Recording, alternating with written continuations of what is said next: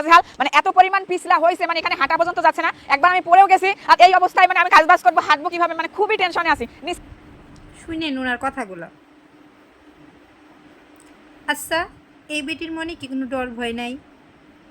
এই বেটি এত বড় একটা পেট নিয়া কিভাবে এই শ্যাওলা কাদার মধ্যে হাঁটতাছে আমার মাথায় ধরে না। কন্টেন্ট তো আমরাও বানাই, হয়তো আমরা খুব ছোটো কন্টেন্ট ক্রিয়েটার, তারা খুব বড়, তাই বলে পয়সা ইনকামের জন্য জীবনের মায়াটুকু পর্যন্ত করব না। শুনেন বিথে আপু, আপনার যদি মায়া নাও থাকে, অন্ততপক্ষে আপনার অনাগত সন্তানের কথা আপনার চিন্তা করা উচিত। কারণ এখন আপনার যেই পরিস্থিতি, আপনি নিজেই বলতেছেন উঠানের মধ্যে যেই পরিমাণে শ্যাওলা, এই অবস্থায় আপনি কি করে সাহস পান এই শ্যাওলার ভিতরে হেঁটে হেঁটে ভিডিও করার? আপনি পা টিপে টিপে হাঁটতেছেন, দেখাই যাচ্ছে এটা কত ভয়ানক অবস্থা।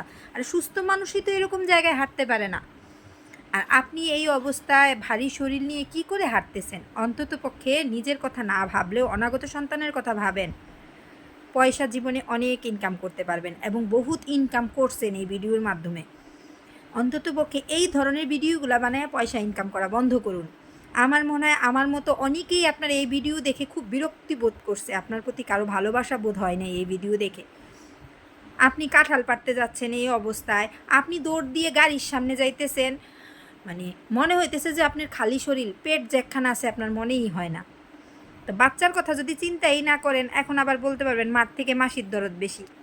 মাসির দরদ না ভাই, আপনারা পয়সার জন্য যা খুশি তা করতে পারেন, কিন্তু এগুলা দেখলে আমাদের কষ্ট লাগে। তো যাই হোক, আমার ফলোয়ার ভাই বোন বা যারা আমার ভিডিও দেখেন, তাদের কি মতামত একটু কমেন্টে জানাবেন। বিথি আপু কি কাজগুলা ঠিক করতেছে? একটু সতর্ক হয়ে চললে সমস্যাটা কোথায়? এই অবস্থায় মানুষ একটু ঘর থেকে কম বের হয়, শরীরকে ঢেকে রাখার চেষ্টা করে। শুনেন, একটা সময় মানুষ প্রেগনেন্ট হলে কেউ টেরও পাইতো না, বরঞ্চ মানে লজ্জা পাইতো, ঘরে থাকতো, কেউ জেনে ফেললো কিনা, পেট বুঝা গেলো কিনা। আর এখনকার জেনারেশনের মেয়েরা মানে যেদিন থেকে প্রেগনেন্সির ওই যে রিপোর্ট বা কিটের মধ্যে আসবে, ওই কিটের ছবি দিয়ে আত্মীয় স্বজন সবাইরে জানান দিয়ে দিবে যে আমার মানে বাচ্চা হবে, কত দিন, কত মাস, কত কী সব জানান দিয়ে দিবে। আর মানে একটা সময় বলতো যে বাচ্চা ডেলিভারির পরেও 7 দিন 6 দিন কেউ জানবে না, না মানে 5-6 দিন পরে সবাইরে জানবে, তাতে নাকি বাচ্চারও মঙ্গল আর মারও মঙ্গল। হয়তো বা আমি হয়তো কুসংস্কার এগুলো মানে আপনাদের কাছে মনে হবে এগুলো নিয়ে কথা বলতেছি বর্তমান যুগে এসে, কিন্তু আমি আমাদের সময়কার কথাটা বললাম। তো উনি যা শুরু করছে, এগুলা দেখে আমরাও খুব বিব্রত বোধ হই।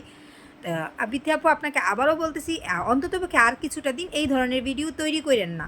একটু সতর্ক থাকেন, একটু ভালো থাকেন, নিজের যত্ন নেন। এইভাবে দৌড় দিয়ে কাঁঠাল পাড়ারও এখন দরকার নাই, দৌড় দিয়ে গাড়ির কাছে যাওয়ারও দরকার নাই।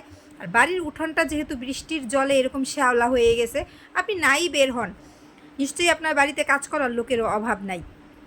যেহেতু তাদেরকে কিছু দায়িত্ব দেন, আপনি একটু ফ্রিভাবে রিল্যাক্সভাবে ঘরে সময় দেন। খুব বেশি দিন সময় নাই, তারপর থেকে ভিডিও করেন, প্রচুর ভিডিও করেন, কারণ পয়সা জীবনে কম ইনকাম করেন নাই অনলাইন থেকে। তো এইসবই বাদ দিয়ে একটু ভালোভাবে ভিডিও করেন, এটা কোনো খারাপ ভিডিও না, কিন্তু এই ভিডিওগুলো দেখলে আমাদের ভয় লাগে যে আপনি কখন যে পড়ে যাবেন। এই পা টিপ টিপ টিপ টিপ করে আপনি হাঁটতেছেন, দেখাই যাচ্ছে যে এটা কত ভয়ানক। তো ধন্যবাদ সবাইকে। আমার ফলোয়াররাও আপনারা মতামত প্রকাশ করবেন যে আমি কি ভুল কিছু বললাম কিনা।